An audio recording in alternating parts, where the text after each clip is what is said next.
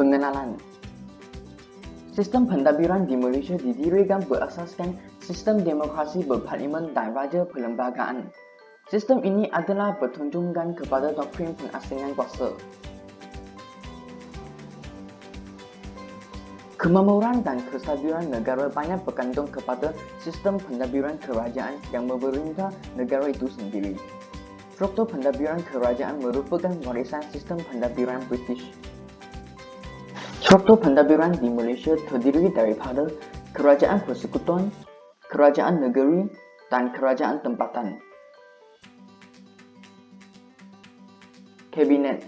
Kabinet atau Jemaah Menteri adalah dianggotai oleh Perdana Menteri dan menteri-menteri lain. Seterusnya, anggota-anggota Kabinet akan dilantik oleh Yang di-Pertuan Agong.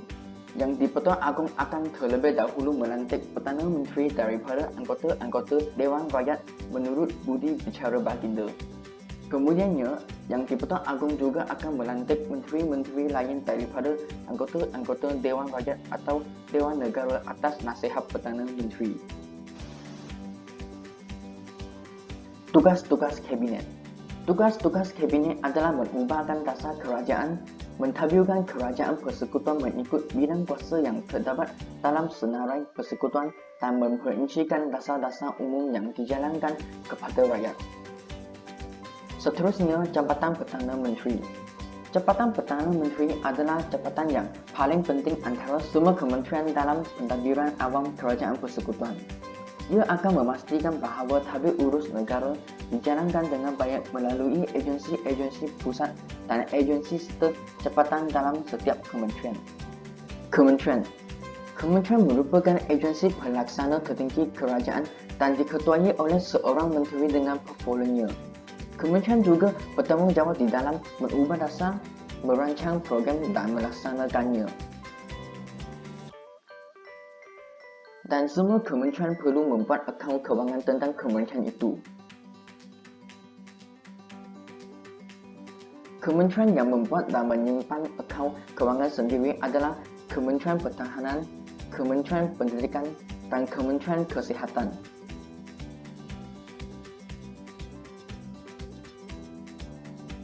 Seterusnya, kementerian yang tidak membuat akaun kewangan sendiri akan menyerahkan tugas itu kepada Jabatan Akauntan Negara dan akaun-akaun itu akan diaudit oleh Ketua Audit Negara, kemudian laporan Ketua Audit Negara akan dibentangkan di Parlimen.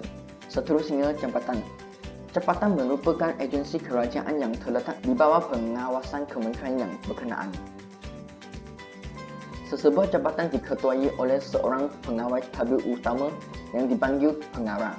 Bagi jabatan-jabatan pada peringkat negeri dan daerah, pengawal tadbir adalah dipanggil pengarah negeri atau pengarah daerah. Perubatan Awam.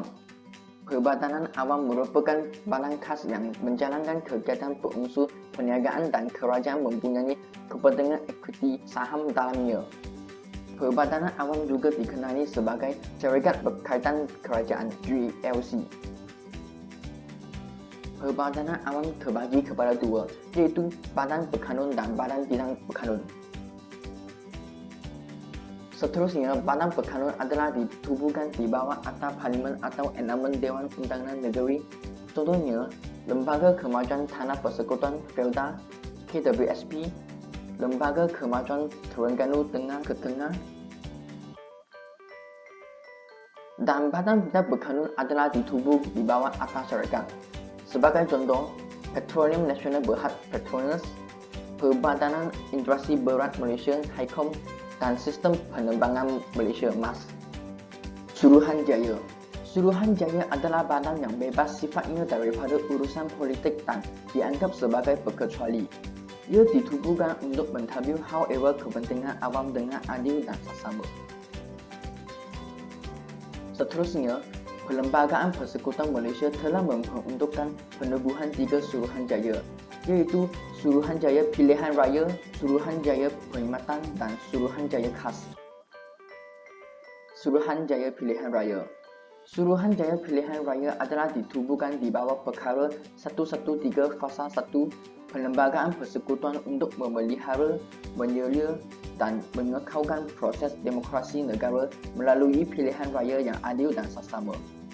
Anggota-anggota Suruhanjaya Pilihan Raya terdiri daripada seorang pengurusi, seorang timbalan pengurusi dan 5 orang anggota lain. Suruhanjaya Perkhidmatan. Ia ditubuhkan untuk memberi layanan yang adil kepada semua anggota perkhidmatan dari segi pelantikan, kenaikan pangkat dan tindakan tata tertib. Selain itu, terdapat 5 Suruhanjaya Perkhidmatan Persekutuan, iaitu Suruhanjaya Perkhidmatan Awam, Suruhanjaya Perkhidmatan Pasukan Polis, Suruhanjaya Perkhidmatan Pendidikan, Suruhanjaya Perkhidmatan Kehakiman dan Perundangan dan juga Majlis Angkatan Tentera. Majlis-majlis.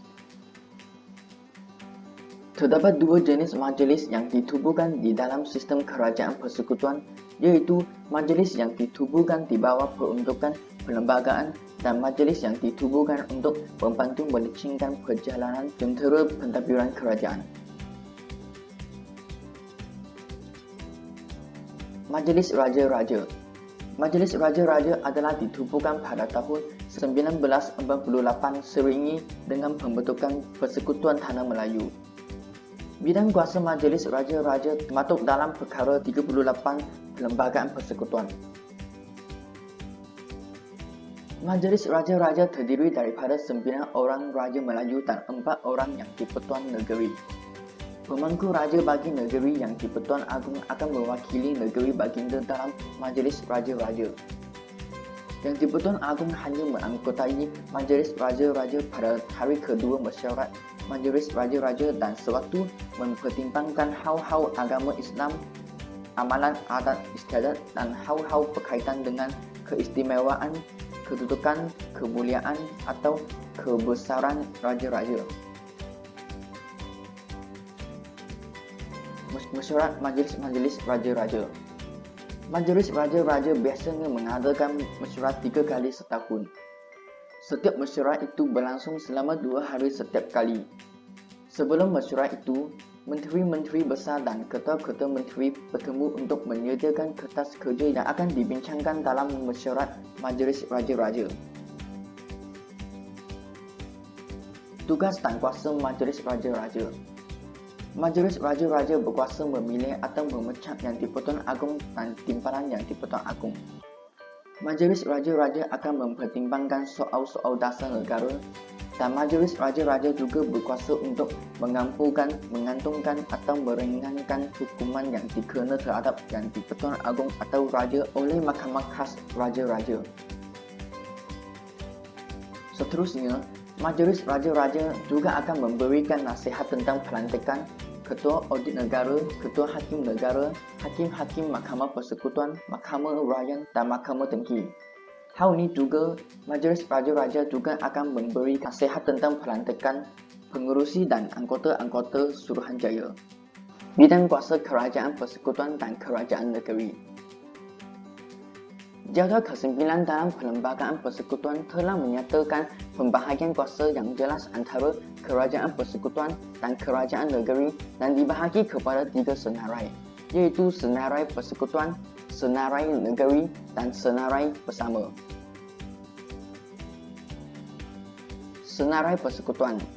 Kerajaan Persekutuan mempunyai kuasa dan bertanggungjawab sepenuhnya terhadap bidang-bidang dalam Senarai Persekutuan.